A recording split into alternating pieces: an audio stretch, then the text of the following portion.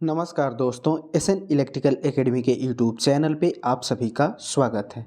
दोस्तों, electrician trade theory में हम न्यूमेरिकल पोर्शन को कवर कर रहे थे।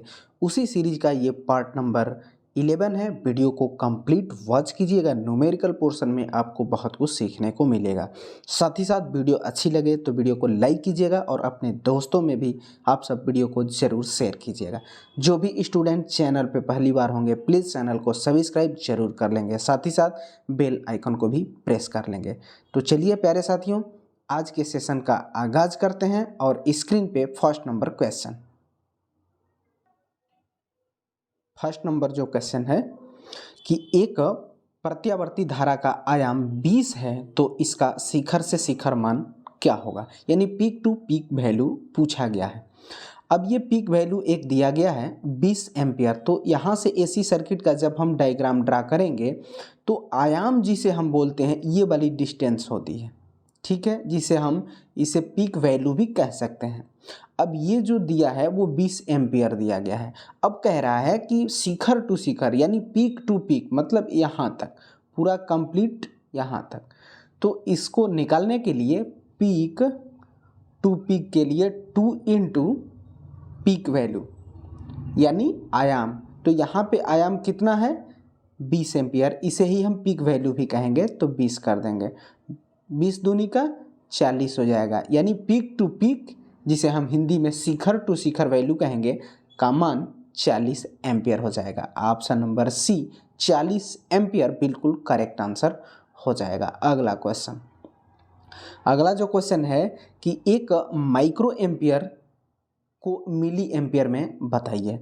एक माइक्रो एम्पियर का मान मिली एम्पियर में क्या होगा। तो एक माइक्रो एम्पियर इक्वल टू होता है 10⁻⁻⁶। अब इसे मिली एम्पियर में कन्वर्ट करना है तो एक मिली एम्पियर का जो मान होता है 10⁻³ इससे हम भाग दे देंगे। अब इसको अगले स्टेप में हल करेंगे तो 10⁻⁶ इंटू ऊपर जाएगा तो 10⁻+3 हो जाएगा। अब ये +3 से इसमें से 3 कैंसिल आउट हो जाएगा तो ये -3 हो जाएगा। अब क्या हुआ कि 10⁻³ इतना होगा मिली एम्पियर, या इसी को दूसरी भाषा में हम लिख सकते हैं 1/1000 मिली एम्पियर। इस कंडीशन में ऑप्शन नंबर डी बिल्कुल करेक्ट आंसर हो जाएगा। अगला जो क्वेश्चन है, इस क्वेश्चन में ये सेल है और इस सेल की सप्लाई जो दी गई है एक बल्ब पे दी गई है। तो कह रहा है कि if the voltage of the battery in the given figure 9 volt then the voltage of each cell, मतलब कि प्रत्येक सेल का अब वोल्टेज क्या होगा जब इस सेल के टोटल वोल्टेज जो है वो 9 वोल्ट है और इस बल्ब को सप्लाई दी जा रही है। तो पहले हम क्या करेंगे कि सेल की संख्या को काउंट कर लेंगे। तो 1 2 3 4 5 6 हो गया। अब इन टोटल 6 सेलों का वोल्टेज कितना है तो 9 वोल्ट है, अपान सेल की टोटल संख्या कितनी है तो 6 हो जाएगी। अब इसको कैंसिल आउट करेंगे तो 3 दूनी का 6 और 3 का 9, 3 में फिर 1 से भाग देंगे तो 1.5 आएगा, यानी 1.5 ये वोल्ट रहा। अब प्रत्येक सेल की जो वोल्टेज हमें मिलेगी वह 1.5 वोल्ट वोल्टेज मिलेगा। इस कंडीशन में ऑप्शन नंबर सी 1.5 वोल्ट बिल्कुल करेक्ट आंसर हो जाएगा। अगला जो क्वेश्चन है ये थायरिस्टर परिवार के सदस्य से क्वेश्चन है। इसमें कह रहा है कि ये सिंबल्स दिया गया है, इसमें ट्रांजिस्टर है ये। अब ट्रांजिस्टर में टर्मिनल कितने होते हैं तो 3 होते हैं। इसमें कौन कौन से टर्मिनल होते हैं तो एमीटर होता है, बेस होता है और ये कलेक्टर होता है। इस ट्रांजिस्टर में आपको पहचान करके बताना है कि ये कौन सा ट्रांजिस्टर है, एनपीएन ट्रांजिस्टर है या पीएनपी ट्रांजिस्टर है। इसमें एक तरीका ट्रिक्स हम बता रहे हैं, वहाँ से आप पकड़ सकते हैं कि ये एनपीएन हो सकता है या पीएनपी ट्रांजिस्टर हो सकता है। इसमें जो एमीटर में करंट फ्लो का डायरेक्शन दिखाया गया है, अगर यह बाहर की तरफ है, क्लियर, अगर यह बाहर की तरफ है तो ये एनपीएन ट्रांजिस्टर होगा। एन से पकड़ लीजिएगा, निकल रहा है, करंट निकल रही है बाहर से, तो ये जो ट्रांजिस्टर होगा ये एनपीएन ट्रांजिस्टर होगा। इस कंडीशन में ऑप्शन नंबर बी बिल्कुल करेक्ट आंसर हो जाएगा। यही तीर का निशान अगर अंदर की तरफ रहता तो ट्रांजिस्टर जो होता है ये पीएनपी ट्रांजिस्टर हो जाता। क्लियर? तो अगर अंदर की तरफ तीर का निशान है तो उस कंडीशन में पीएनपी ट्रांजिस्टर होगा, लेकिन अगर तीर का निशान बाहर की तरफ आ रहा है तो एनपीएन ट्रांजिस्टर होगा। क्लियर? अगला क्वेश्चन, अगला जो क्वेश्चन है कि energy that can be supplied by 12 volt 120 mAh battery equal to, यानी इस बैटरी की एनर्जी को बताना है। अगर इस बैटरी की वोल्टेज जो है 12 वोल्ट का वोल्टेज है और इसकी एम्पियर घंटा जो क्षमता है वो कितनी है 120 एम्पियर घंटा है, तो एनर्जी इक्वल टू एम्पियर घंटा इंटू वोल्टेज। अब एम्पियर घंटा कितना है तो 120 एम्पियर घंटा है इंटू वोल्टेज 12 का है, 12 बराम 144 और एक जीरो हो जाएगा, यानी इसकी एनर्जी जो हुई वह 1440 वाट आवर हो जाएगी। ऑप्शन नंबर डी बिल्कुल करेक्ट आंसर हो जाएगा। अगला क्वेश्चन, अगला जो क्वेश्चन है कि minimum value of power factor upon maximum value of power factor. अब देखिए कि एसी सर्किट में मिनिमम, पहले तो ये जानिए कि एसी सर्किट में पावर फैक्टर का मान होता कितना है तो 0 से 1 तक होता है, और ये लोड के अकॉर्डिंग निर्भर करता है, घटता बढ़ता है।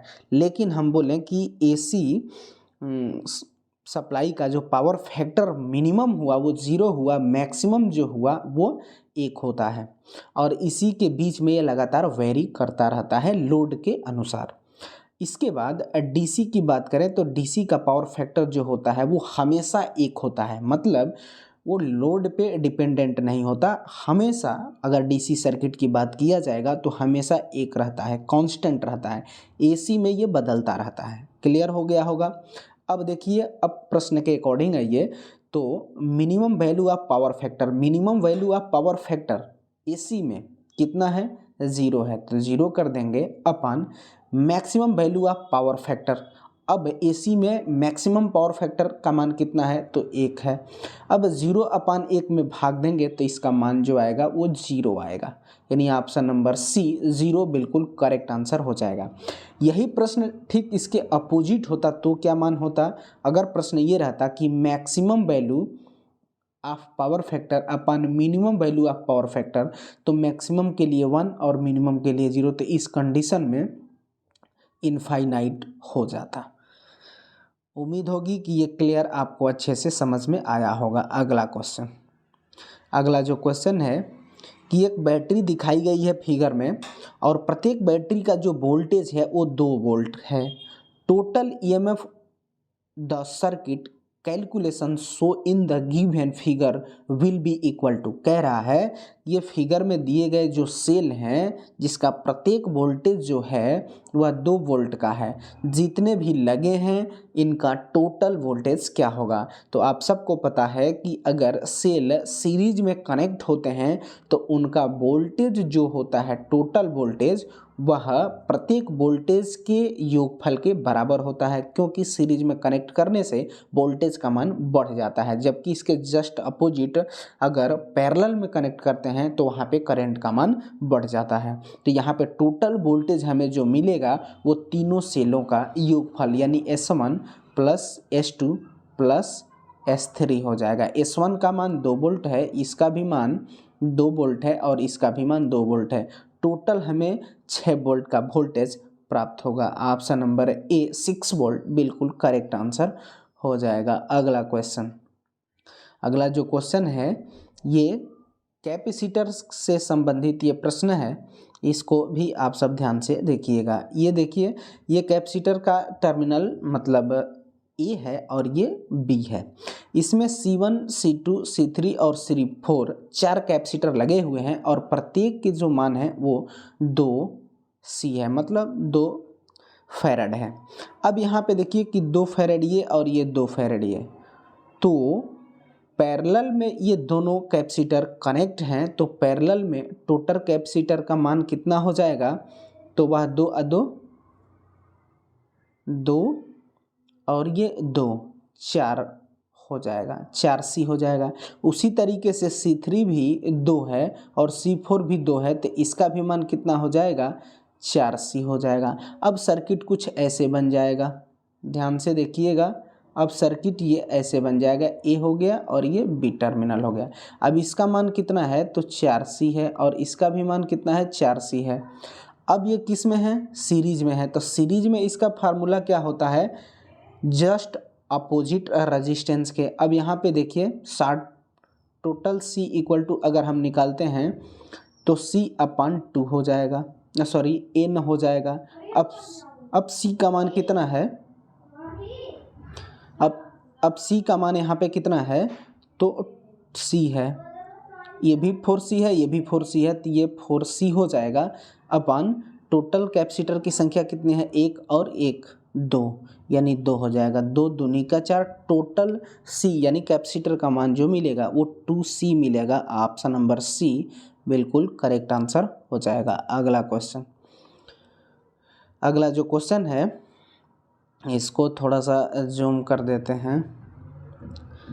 अगला जो क्वेश्चन है कि with visual motion EMF generated in the DC generator in a DC machine 5ZNP/60A in the given expression for a given machine which is the following constant term आपको बताना है। अगर DC जनरेटर या DC motor की बात करें तो दोनों में जनरेटिंग EMF DC में जनरेटर या इसमें बैक EMF हो जाता है। अब यहाँ पे दोनों का मान जो होता है वो कितना होता है, जनरेटर है तो EG हम बोलेंगे, EG इक्वल टू 5ZNP/60A हो जाएगा। अब जब मशीन डिज़ाइन हो जाती है तो उसके क्या क्या फिक्स होते हैं, जब मशीन बन के रेडी हो जाती है तब पोल की संख्या उसमें फिक्स होती है। इसके बाद इसमें पैरेलल रास्तों A की भी संख्या फिक्स होती है और इसमें चालक Z की भी संख्या फिक्स होती है। बाकी जो N है, फाई है, ये डाटा जो हैं ये वेरिएबल होते हैं। यहाँ पे कांस्टेंट टर्म पूछा था तो कांस्टेंट टर्म में जो हो जाएगा वो Z यानी चालक की संख्या को भी हम बदल नहीं सकते, पोल की संख्या को भी नहीं बदल सकते और पैरेलल रास्तों की भी संख्या को नहीं बदल सकते। यानी इस कंडीशन में ऑप्शन नंबर बी बिल्कुल करेक्ट आंसर हो जाएगा।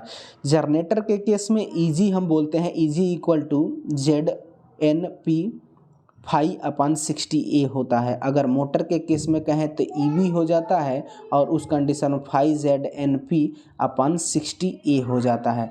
यहाँ पे जनरेटर के केस में जनरेटिंग EMF होता है और मोटर के केस में बैक EMF होता है, बाकी सब सेम चीज़ें होती हैं। अगला क्वेश्चन, अगला जो क्वेश्चन है ये टोटल इस सर्किट में रेजिस्टेंस बताना है। इस सर्किट में देखिए टर्मिनल जो दिए गए हैं वो 2C और B है। इसमें रेजिस्टेंस 4 ओम का है, किलो ओम का है, ये भी 4 किलो ओम का है, ये भी 4 किलो ओम का है और ये भी 4 किलो ओम का है। इसमें कह रहा है कि टोटल रेजिस्टेंस का मान क्या होगा आपको बताना है। तो देखिए जब यहाँ से हम चलेंगे तो एक रास्ता हमें ये मिला और दूसरा ये मिला, तो कहने का मतलब है कि यहाँ से जब हम चलेंगे तो ये रेजिस्टेंस और ये रेजिस्टेंस ये तीनों आपस में सीरीज में हो जाएंगे और इन तीनों के मुकाबले ये वाला जो रेजिस्टेंस है वो पैरेलल में हो जाएगा। तो सीरीज में रेजिस्टेंस टोटल ज्ञात करने के लिए R1 + R2 + R3 हो जाएगा। R1 भी 4 किलो ओम का है, ये भी 4 किलो ओम का है और ये भी 4 किलो ओम का है, तो टोटल 4 4 8 4 12 किलो ओम का हो जाएगा। अब 12 किलो ओम ये तीनों हो गए, तो इसके साथ ये 4 जो किलो ओम का है ये पैरेलल में है। तो अब टोटल रेजिस्टेंस का मान हमें निकालना होगा। तो शार्ट इसका एक फार्मूला होता है R1 × R2/R1 + R2। ये दो रेजिस्टेंस जब पैरेलल में कनेक्ट होते हैं तो ये फार्मूला शार्ट लगता है, उसी को यहाँ हम अप्लाई कर रहे हैं। तो 12 किलो ओम × 4 किलो ओम अपन नीचे में दोनों R1 + R2 होंगे, दोनों को जोड़ेंगे तो 12 4 16 किलो ओम हो जाएगा। अब देखिए किलो ओम से किलो ओम तो कैंसिल आउट करा दीजिए, 4 चौका 16 हो जाएगा और 4 तिहाई 12 हो जाएगा। 3 ओम आंसर होगा। ऑप्शन नंबर ए बिल्कुल करेक्ट आंसर हो जाएगा। उम्मीद होगी कि ये आपको क्वेश्चन अच्छे से समझ में आया होगा। अगला क्वेश्चन, अगला जो क्वेश्चन है इसको आप थोड़ा सा ध्यान से देखेंगे कि 1 वाट का मान क्या होगा। 1 वाट का मान क्या होगा, अब यहाँ पे आपको प्रश्न बताना है। तो फार्मूला पावर का P = W/T होता है। P जो है ये पावर है, W जो है ये वाट है, सॉरी कार्य है। W जो है, P जो है ये वाट है, W जो है ये वर्क है, वर्क यानी इसका मात्रक जूल होता है, कार्य है, और T जो है ये टाइम है, इसका मात्रक सेकंड हो जाएगा। तब P = फार्मूला क्या मिला, W/T मिला। अब W जो है कार्य है, तो कार्य का मात्रक जो होता है वह जूल होता है, अपन टाइम का मात्रक जो होता है वो सेकंड होता है। तो 1 वाट यानी P = W/T, तो यहाँ से हमें मात्रक मिला जूल/सेकंड। अब यहाँ 1 वाट दिया है तो यहाँ भी आप 1 लिख सकते हैं, यहाँ भी 1 लिख सकते हैं, यानी 1 जूल/सेकंड आंसर हो जाएगा। ऑप्शन नंबर सी बिल्कुल करेक्ट आंसर हो जाएगा। इस फार्मूले को आप सब जरूर याद रखिएगा, P = W/T। अगला क्वेश्चन, अगला जो क्वेश्चन है इसमें कैपेसिटर दिए गए हैं, 3 कैपेसिटर जोड़े गए हैं, 0.1 माइक्रोफैरड, 0.2 माइक्रोफैरड और 0.3 माइक्रोफैरड, C1, C2 और C3। ये आपस में स्पष्ट रूप से समझ में आ रहा है कि ये पैरेलल में कनेक्ट हैं। टर्मिनल A और टर्मिनल B है। सप्लाई वोल्टेज का जो मान है वह 12 वोल्ट का वोल्टेज है। प्रश्न कह रहा है कि if the given figure the total capacitance of the circuit, if C2 capacitance को रिमूव कर दिया जाए तो टोटल कैपेसिटर का मान क्या होगा। C2 को रिमूव कर रहा है, मतलब इसको हटा दिया जा रहा है सर्किट में से, तो टोटल कैपेसिटर का मान क्या होगा, आंसर करना है। अब देखिए अब क्या बचा, तो C1 बच गया और C3 बच गया। इन दोनों को हमें टोटल कैपेसिटेंस का मान बताना है सर्किट में, और इसको रिमूव कर दिया गया, इसको हटा दिया गया। अब ये दोनों कैपेसिटर्स जो हैं ये किस में कनेक्ट हैं, समानांतर में कनेक्ट हैं। तो समांतर में जब कनेक्ट होते हैं तो टोटल कैपेसिटेंस का जो मान होता है वो रेजिस्टेंस के सीरीज वाले फार्मूले के जैसा होता है, यानी C1 + C2 हो जाएगा। अब C1 का जो मान है वो 0.1 माइक्रोफैरड है और C2 का जो मान है वो 0.3 माइक्रोफैरड है। अब देखिए कि 0.3 माइक्रोफैरड और 0.1 माइक्रोफैरड 0.4 माइक्रोफैरड हो जाएगा। अब यही ऑप्शन नंबर डी में दिया गया है 0.4 माइक्रोफैरड। ऑप्शन नंबर डी बिल्कुल करेक्ट आंसर हो जाएगा। अगला क्वेश्चन, तो दोस्तों इस वीडियो में इतने ही क्वेश्चन थे। वीडियो को कंप्लीट वॉच कीजिएगा, न्यूमेरिकल पोर्शन में आपको बहुत कुछ सीखने को मिलेगा। साथ ही साथ वीडियो अच्छी लगे तो वीडियो को लाइक कीजिएगा और अपने दोस्तों में भी आप सब वीडियो को ज़रूर शेयर कीजिएगा। जो भी स्टूडेंट चैनल पे पहली बार होंगे प्लीज़ चैनल को सब्सक्राइब जरूर कर लेंगे, साथ ही साथ बेल आइकन को भी प्रेस कर लेंगे। तो चलिए इस वीडियो में बस इतना ही, तब तक के लिए bye bye, take care, thanks for watching this video.